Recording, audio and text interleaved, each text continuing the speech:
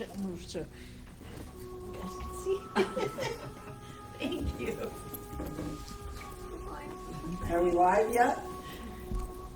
We are, all right. Well, good evening, everyone. Good evening to those of you who came out tonight, those of you who are online. I'm going to ask that we just take a moment and take a deep, deep breath.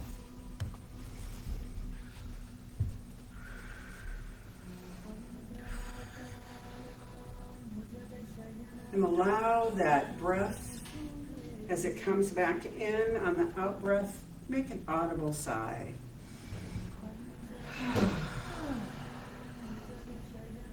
And with each in-breath and out-breath, everything that it took to get you here today simply falls away. Everything that awaits you when you leave is on the shelf, ready to be picked up on the way out. But for right now, in this night, in this beautiful sacred space, we open our hearts and our minds, and we allow what needs to come up to easily and effortlessly do so as we go through this process of review and release for 2021. So, just take that moment.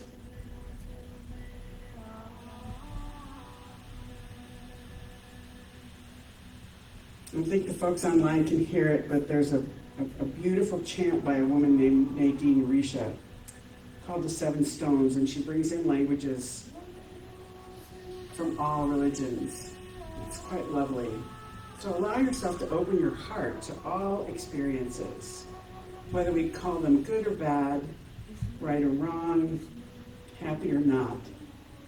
But this is a moment and this is a time to allow anything and everything the freedom to come up. For nothing is healed in the dark. Healing happens in the light. Healing happens in the conscious, awake awareness of life. So I give thanks for everyone that's here this evening, for those of you who are online and those of you who are here in person.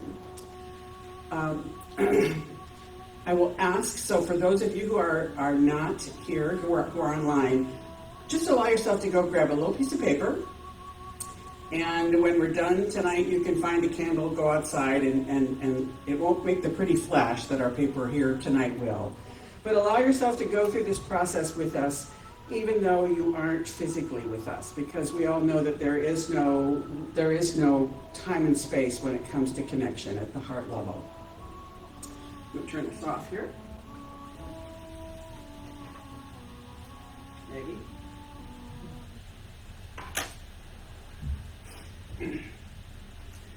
So tonight is my favorite, tonight and this weekend coming up, these are my favorite times of year because we can use this time when our culture is allowing us to think of something being refreshed and being new. And so, it's always funny to me, what I do in the new year is not resolutions. Sometimes it's not even goals, it's really intentions. And intentions are the things that are not necessarily what we want to do, but who we want to be. And so this night and this weekend allows us the opportunity to really stop and look and consider what we've been and what we've had happen in this past year, and to spend a few moments getting ready to allow what is coming to come. So, tonight is going to be different. Usually we come in, everybody's ready to write on their little piece of flash paper, and I told some of the folks here already, I'm not going to really do any writing. In fact, I have some papers that you can take home with you to look at, but tonight is really about being fresh and new, and allowing whatever needs to be released to come up easily and effortlessly. And to look at our relationship with the divine. And whether you call that God or the universe or spirit or kindness, compassion, tenderness, whatever it may be, that tonight is about opening our hearts and allowing that energetic of that loving kindness, that tenderness, that kinship, that force that lives in us and moves through us and operates as us, that is unstoppable and unshakable. That this is the night where we take a deep breath and allow that to really be the energy that is in charge here tonight. That energy will allow everything that needs to be said or done to be easily said and done. So I've been reading this time of year, and I don't know why, but it always is a time of year that I end up looking at the works of Father Greg Boyle, who is the founder of Homeboy Industries, the world's largest gang reentry program and prison reentry program in Los Angeles. And they have taught other places, people all over the world. And it's quite an amazing program, and he's an amazing man. And his latest book is called The Whole Language. And he really talks about therapeutic mysticism. And what he calls that mysticism is just the deep understanding that there is only one God, whatever you choose to call it, and that is one of love. And he, in the course of the book, he talks a lot about different mystics who have really found out that once you realize that really there is no punishing God, there is just love, that everything else goes away. And so this is a very funny part of this book, where he's talking about how easy it is for us to get the wrong idea of God, a small God. In a couple places he calls it a puny God. So he says, if our God makes us feel unworthy and in debt, wrong God. If God frightens us, wrong God. If God is endlessly disappointed in us, wrong God. This is about really opening to that expression of the divine that is whole, perfect love. Unconditional, unwavering, unstoppable, unjudging love. So what I'm going to ask us to do tonight, normally when you come, you'd get a piece of paper and a pen and something to write on, and the process that we go through, there would be, a lot of work at it, and then we'd come up and burn our flash paper. But this time I realized, in the meditation that I've been doing lately, I realized that, yes, many things come up after a meditation that come up to the conscious level to be released. But there's much more that sits in our heart that hasn't yet made itself known. And so tonight, rather than write on the piece of paper, it will be just a process of holding it in your hands or holding it to your heart, however that works for you, and allowing everything that, as we go through the process of questioning and looking at the past year and looking at what needs to be let go, that allow your heart to truly infuse that paper with everything that no longer serves you.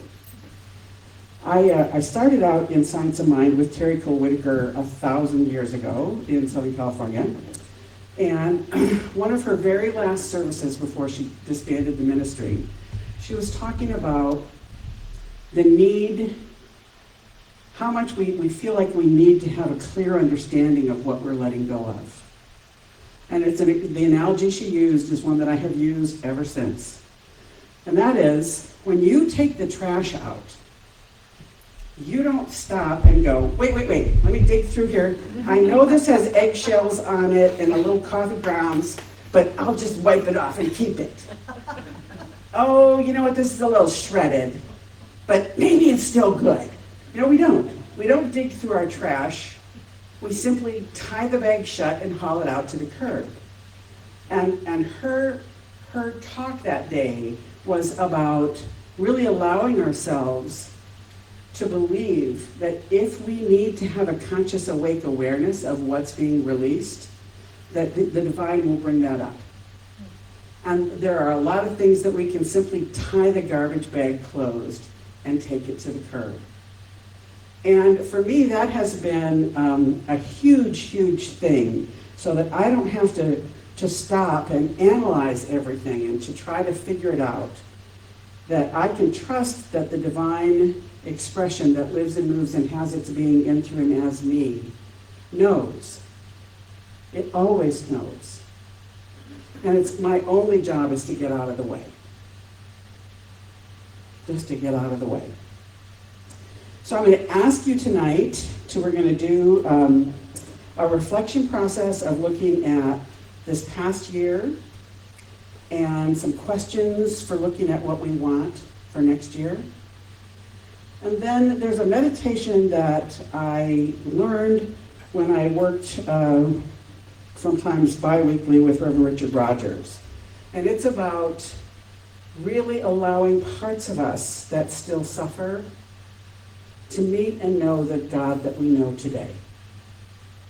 Because the first time he asked me, there's this part of me that I call hair on fire.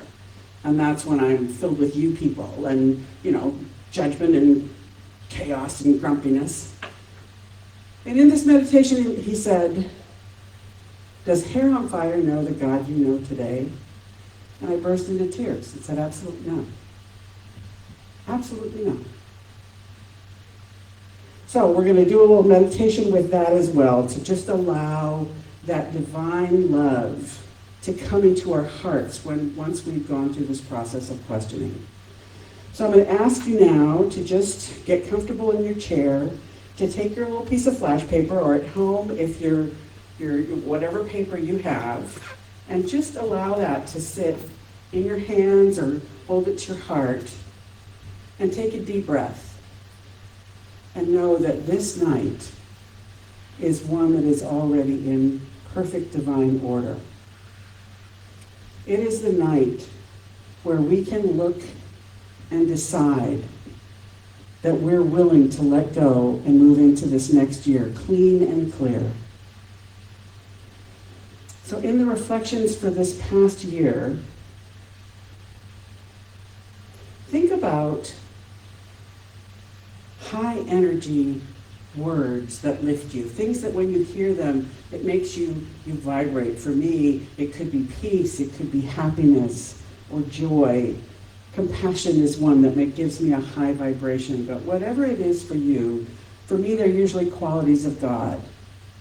And just allow yourself to begin to think about those things which lift us. Because it's on that lifted energy that we are free to dive deep. Although that seems contradictory. So, what were you most grateful for this past year? What did you love about this year? Did you have a favorite adventure?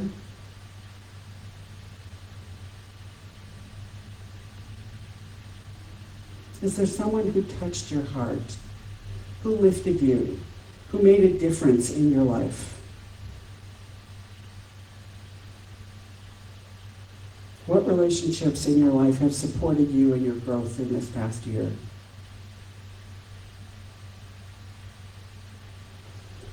Who or what, and it could very easily be a what, had the greatest influence on you this year? And that is a judgment-free question. It could be an influence that lifted you or one that challenged you. But who or what had the greatest impact on you this year?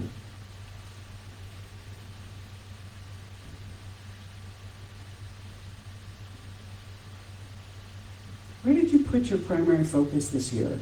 We always have a million and one things going on in our minds, but if we stop and look back to last year at this time, or this year, I guess it would be last year at this time,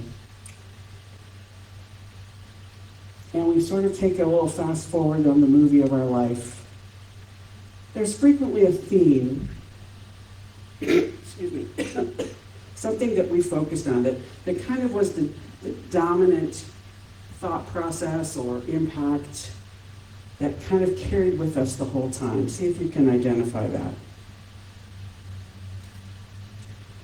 What happened this year that you thought would happen?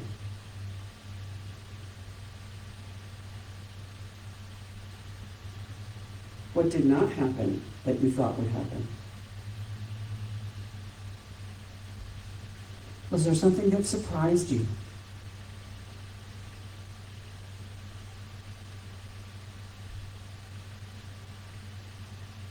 When did you feel most fully self-expressed in this past year?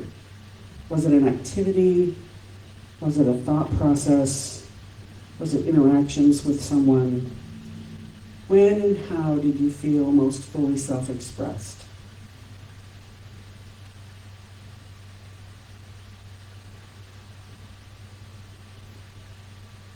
What made you feel purposeful this year?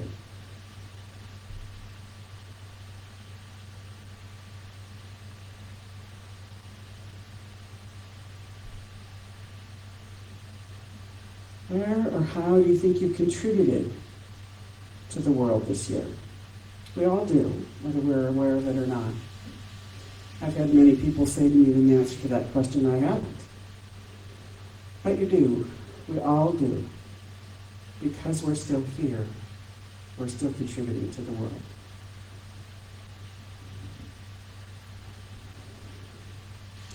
And sometimes even after we leave, we're still contributing to the world in our own way.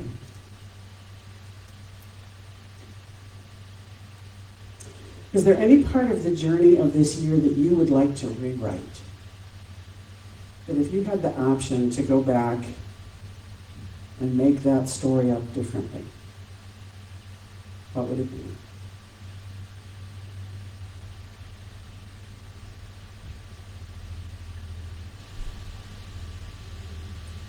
Were there any big game changers that showed up in your life this year? You know, those things that really were unexpected, but they caused you to shift your priorities. Not all of us have a game changer every year, but many of us do. Certainly in 2020, the world had a game changer. Where did you grow, expand, transform, or heal?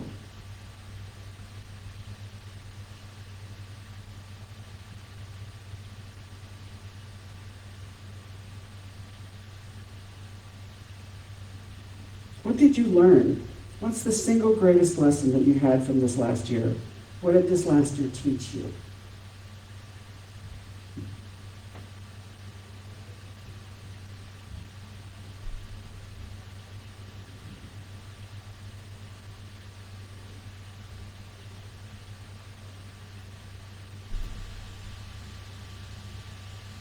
What qualities, new qualities or skills, or superpower? You know, Brene Brown talks a lot about superpowers, those things which give us really a sense of strength. What did you discover about yourself?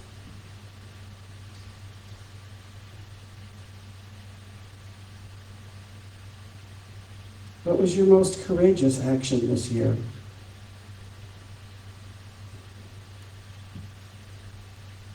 And what was your most selfless act?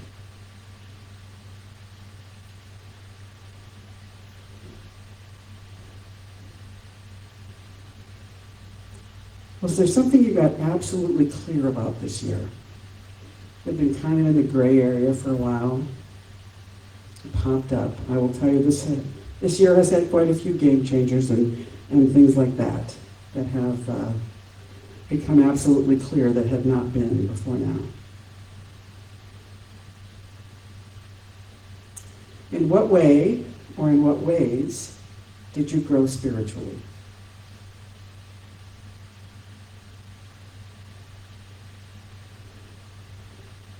And the last one, I'm going to give you just a little bit of time to sit and contemplate kind of a combination of all the questions, but it wraps up for me. What 3 words would best describe this year?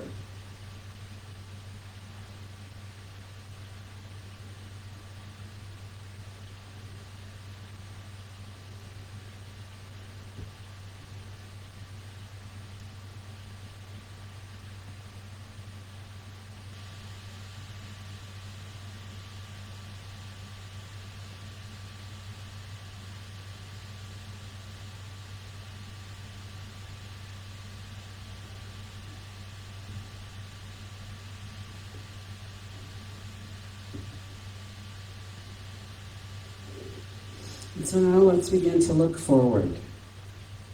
How does everything that you just looked at inform your ideas about next year?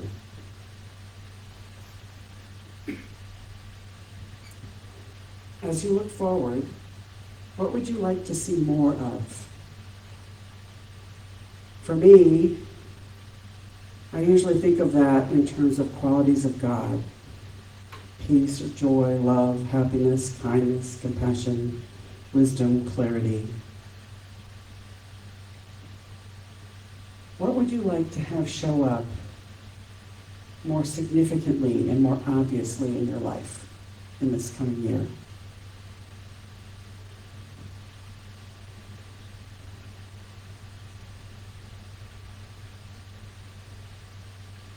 And in the reverse, as you look forward into this year, is there something that you would like to see diminished? You'd like to see less of in your life? Or perhaps something you're ready to release?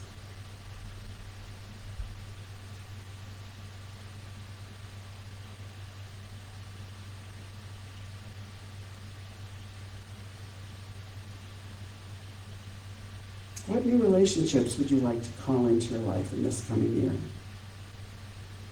And it can be a relationship with a person, a place, things. What do you want to call in this year?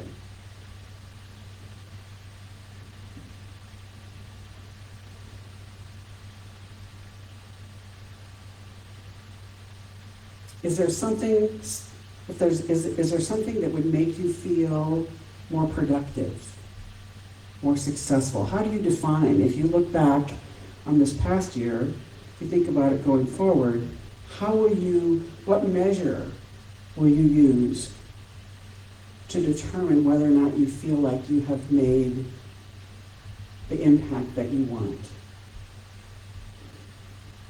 And I will tell you, as you think about that, please think about whether you're using your own measuring stick or whether you're using someone else's. For many, many years in my life, my measuring stick was that of my father's. Long after he was gone, what measuring stick do you use?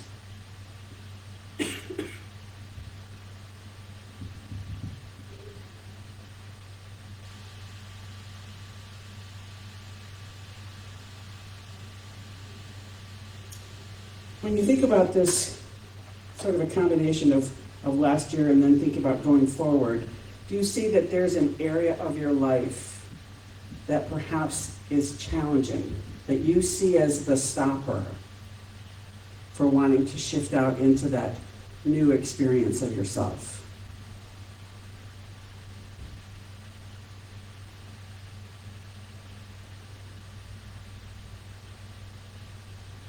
Think about your spiritual practices. Are there any tweaks or changes that you would like to make to your spiritual practice that you think might enhance or strengthen your experience of the divine?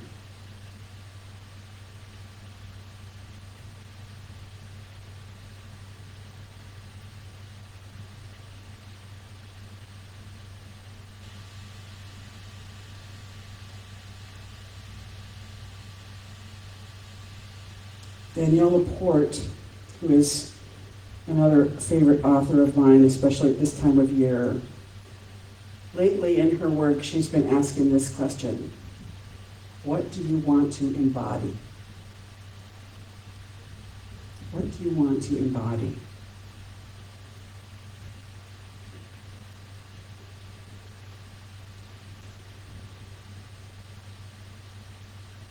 And how can you share that with others in the world? Because again, we all make an impact on the world simply by showing up. It's not based on what we do or what we say or what we think. We are a gift exactly as we are, simply the way we show up.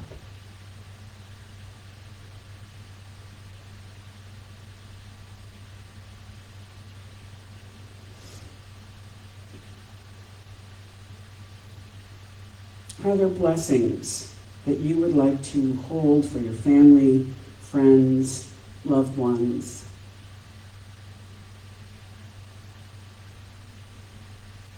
What blessings would you extend to this community?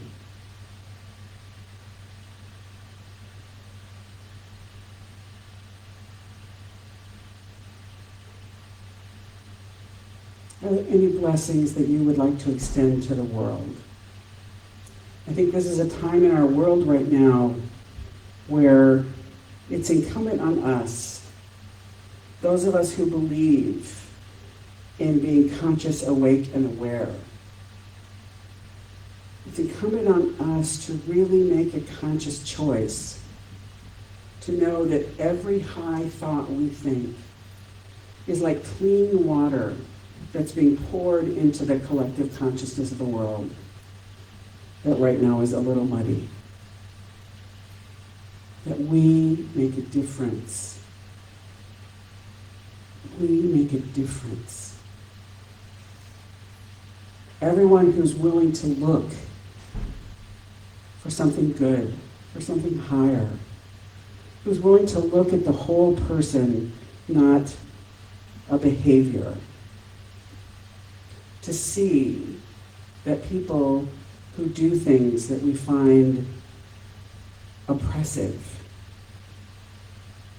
that there is no hurt on the outside that isn't first exceeded by a hurt on the inside. Can we allow ourselves to see the whole person? Maya Angelou says we have more in common than we do with differences. Buddhism talks a tremendous amount about common humanity. And it's a very powerful part of compassion and self-compassion, is being willing to look for our common humanity.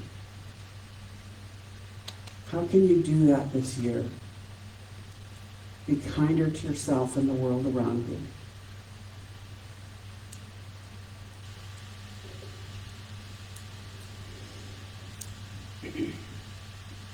So now, with all of that in mind, I'm going to ask you to take a deep breath, and I will ask you a few questions that maybe are a little harder. Because I really believe if you showed up here tonight, you have done so because you are being called to something greater. You are being called to be more of who you are, to be more fully alive, to be more expressive of the greater good that dwells in you. So to make way for that infinite, is there any old residue that needs to be released? Or some part of you that you have not fully accepted as perfect and whole and complete? Even if it is something you don't like about yourself. It's a very difficult lesson I learned, but it is a powerful lesson that there is as much God in me when I am less than my preferred self as there is right now. That there is as much God in us at our best and our worst. There is no difference. So where have you not yet fully accepted and been willing to love some aspect of you? Are there places where you still hold fear or regret, shame or embarrassment, resentment?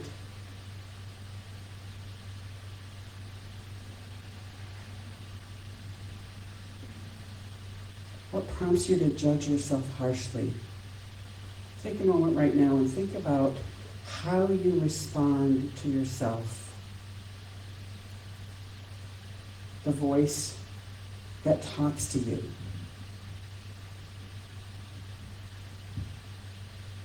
I will tell you that many times when I stop and I'm willing to listen to the voice that's speaking to me, I think if I heard someone else saying that about someone I loved, I would be incensed.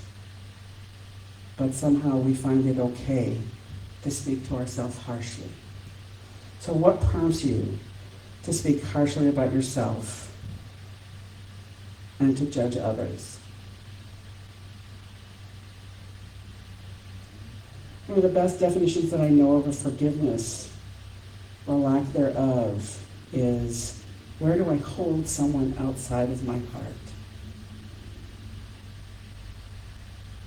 Is there someone that you hold outside of your heart? When you can soften and allow that person in, it doesn't mean you have to, go to lunch with them, but to simply soften and know, again, that there's no pain that can be expressed on the outside that isn't exceeded on the inside.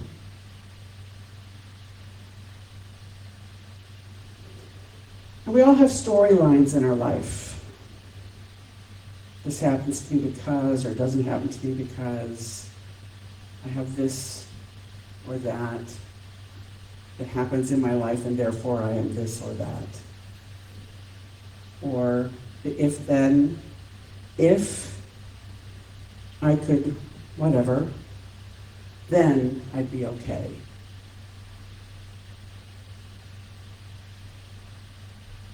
In the if-then world, there are many things that I find very humorous about that. In the if-then world, things like, if I could just get the right job, I know I'd be okay. If I could just get rid of the job I have, I know I'd be okay. If I could just get into the right relationship. If I could just dump this relationship. We have that if-then that goes on within ourselves all the time. Is there a storyline that you're simply willing to let go of?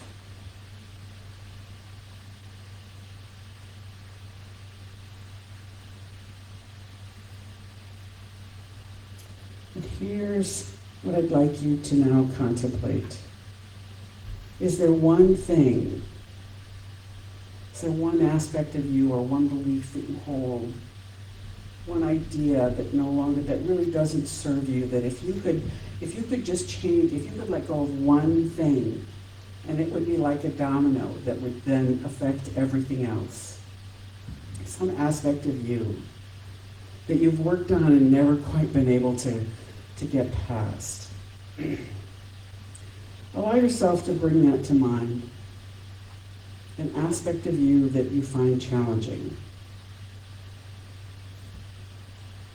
And imagine, if you will, if you have a visual process, if you're a visual person, imagine if that aspect of you became a three-dimensional being.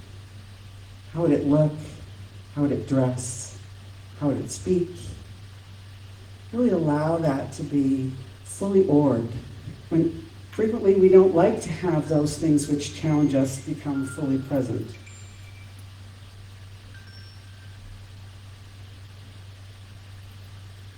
And now ask yourself that question that I talked about earlier.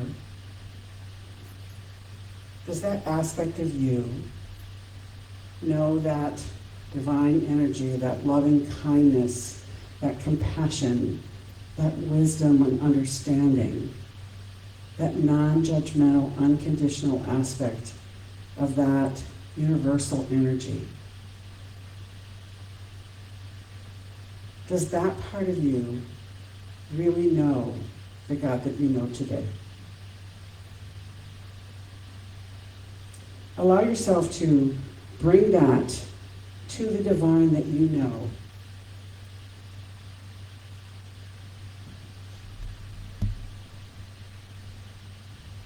And let that part of you feel that loving energy, that kindness and compassion. Is there some aspect that always those things in us that seem challenging are trying to serve us in some way? Most of the time it's trying to protect us. I believe that in familial relationships that's true as well. That sometimes in very distorted ways there's still a desire to protect. I don't want you to go through what I went through. So allow that aspect of you to be introduced to that divine energy, to that unconditional love, to the compassion, to the tenderness. Father Greg Boyle frequently refers to God as the tender one.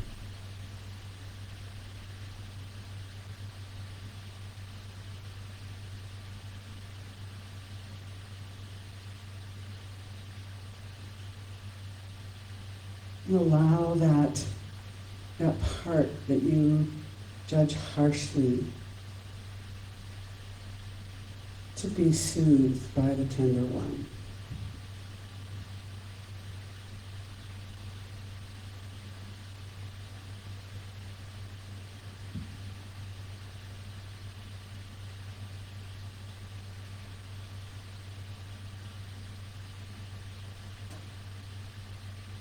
If that aspect of you was released completely, what would it feel like?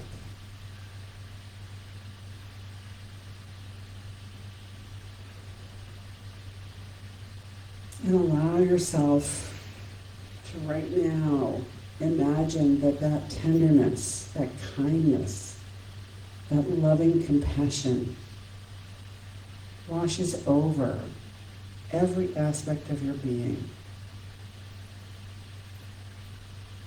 Go through your life and imagine what could be simply washed away by the power and the presence of that divine energy, of that love, of that tenderness, of that kindness.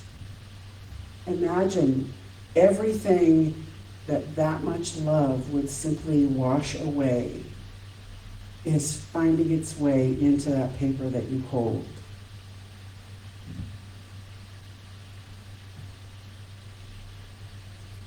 Everything that no longer serves you, whether you're aware of it or not,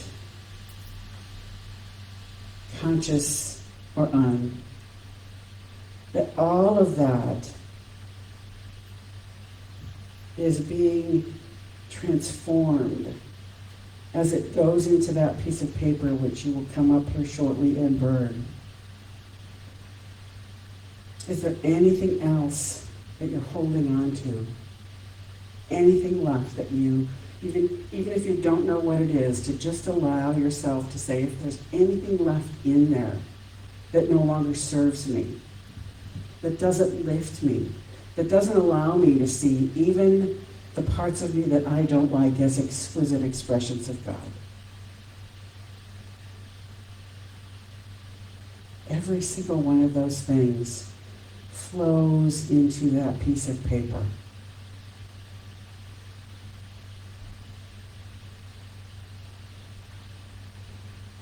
Every unknown and known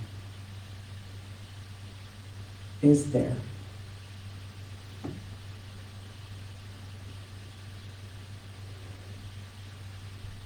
And when that happens, ask yourself, am I willing to let go of any aspect of my life right here and right now, if letting go of it made room for a greater expression of who I am?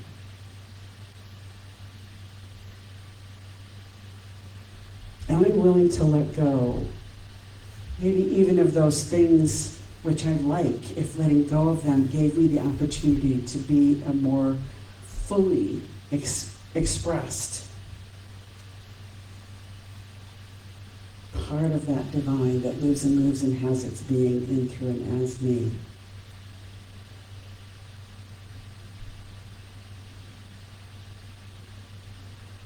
Everything that stands in the way from living the life that wants to be lived in you and by you. So what I'm going to do is I'm going to light these candles. And in the past, we've always had a challenge with the flash paper because it's a little scary. When you light it on fire, it kind of makes you jump back and, it's like, so it's a little scary. So I have figured out a way, finally, after, 15 years, Bring a little piece of paper up, and these candles are all going to be lit. Just lay it down in the kitty litter. Appropriate, eh? Well, just set it in the kitty litter, and then pick up one of these candles and touch it, and it will burn, and it won't float, and it won't make you want to pull your hands back. It just will very neatly disappear. And one of the things I love best about flash paper is that it leaves virtually no residue, no ash, nothing. It's just gone. So take a moment, hold that piece of paper, and say any blessing that you need to send it on its way, to send it on its way lovingly, back into the void from which it came. So I'm going to light these, and when you're ready to let go, you can come up. There's two trays, so there can be more than one person, and you can let go.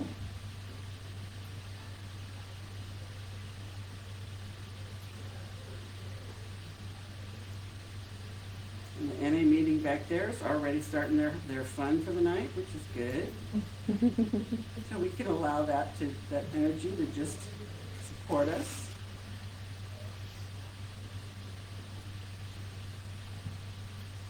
One of the greatest gifts I learned from one of my meditation teachers was to allow the noise in the background of your life to simply be included in the meditation.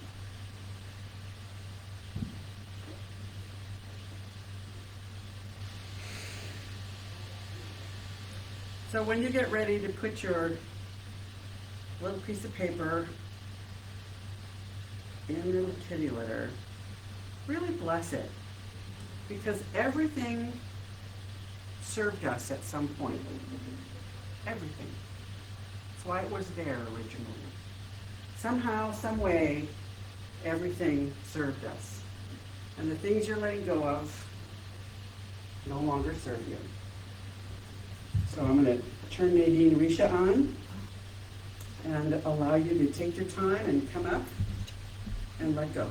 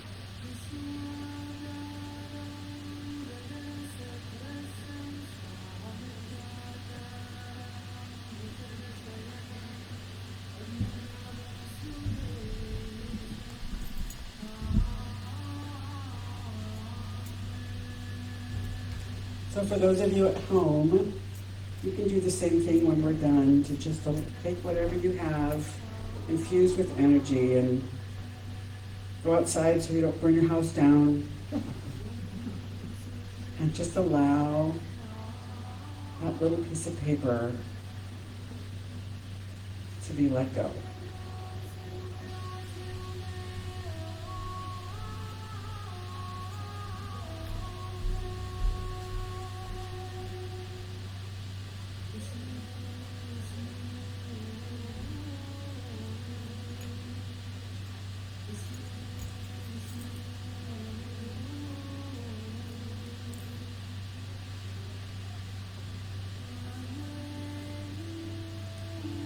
So I'm going to, I used to give this out in advance, but y'all were always working on it during the process. So I have a handout that you can come by, you can come out and pick up. And for those of you online, I'm pretty sure my email address is on the website.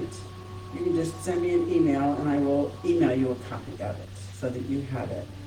And it's just something for you to contemplate, to look at as you really decide what you want to have going forward.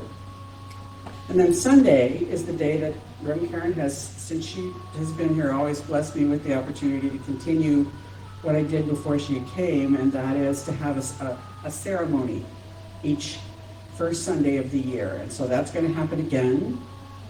It changes every year, and this year it's word stones. So everyone, and for those of you online, if you don't come, I have figured out that there is a randomized list, and we'll put the link in the Facebook Live when it's time, and you can hit that, and it will pull a word for you. And if you let me know what that word is and how I can get you the stone, I will get you that stone.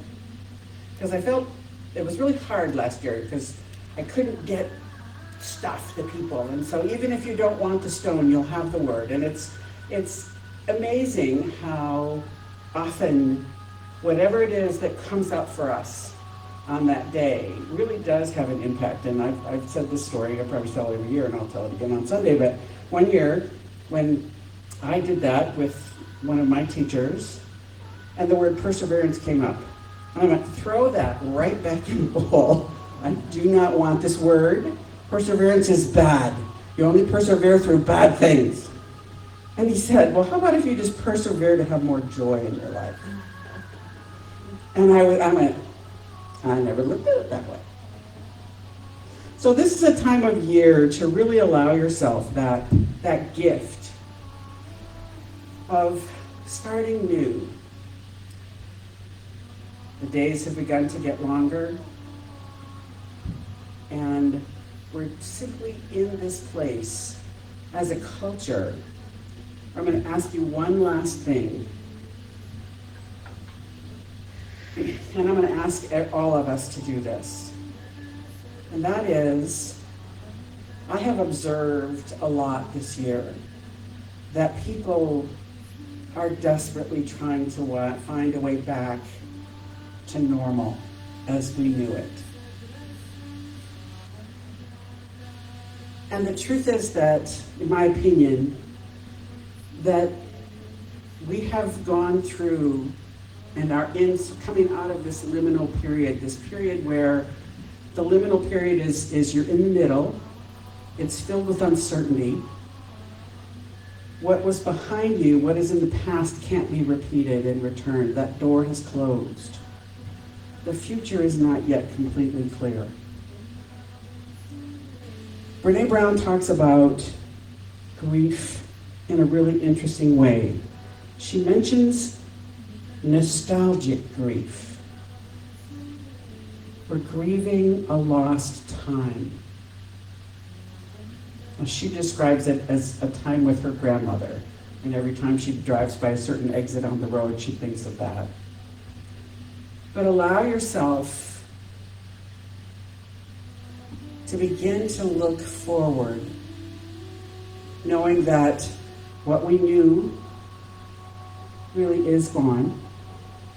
Some aspects will come with us and others will not.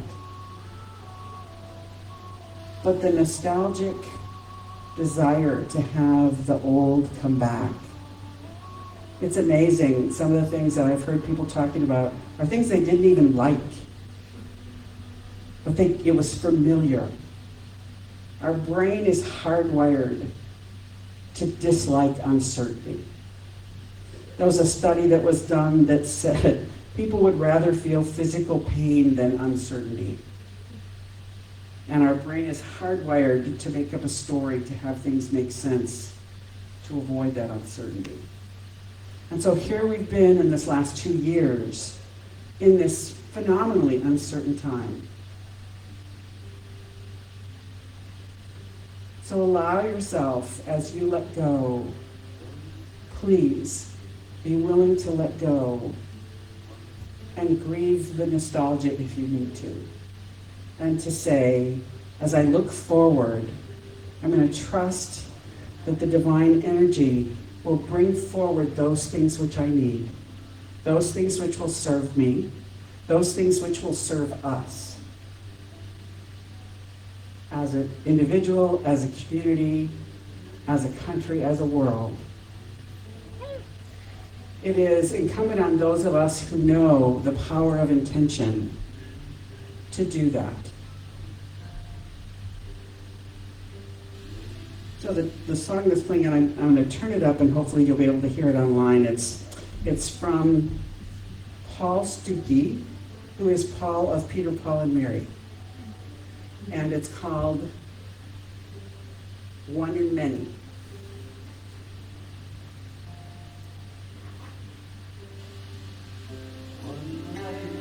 Many dreamers, one death, many tears, one word, many meanings, one hope, many years.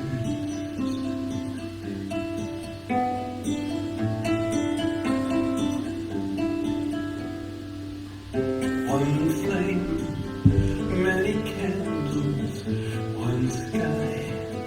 Many stars, one sea, many rivers, one love.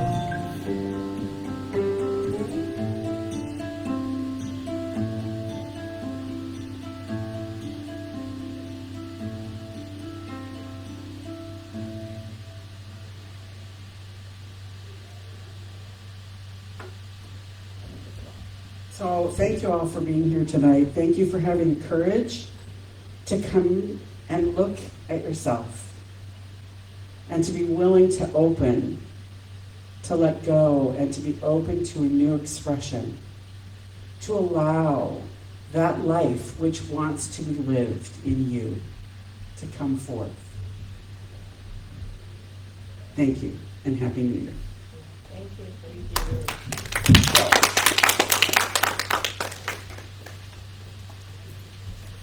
Get a lot of hair on fire there.